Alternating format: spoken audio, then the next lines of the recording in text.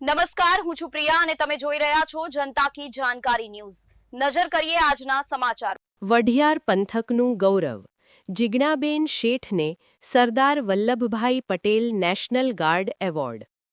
પાટણ જિલ્લાના શંખેશ્વર સમી વિસ્તાર જે વઢિયાર પંથક માટે ગૌરવની ક્ષણ। જિજ્ઞાબેન શેઠને રાષ્ટ્રીય સ્તરે સન્માન। કરમસદ ખાતે સરદાર વલ્લભભાઈ પટેલના 75મા નિર્માણ દિવસ નિમિત્તે એવોર્ડ અર્પણ। જિલ્લાના છેવાડાના ગામોમાં દીકરા દીકરીઓને શિક્ષણ સાથે જોડીને શિક્ષણ ક્ષેત્રે ક્રાંતિ લાવનાર જિજ્ઞાબેનને એવોર્ડ અર્પણ। વઢિયાર પંથકમાં જિલ્લા સ્તરે સૌપ્રથમ કમ્પ્યુટર શિક્ષણની શરૂઆત કરનાર તરીકે ઓળખ। શિક્ષણથી વંચિત બાળકો સુધી પહોંચીને આધુનિક શિક્ષણની નવી દિશા।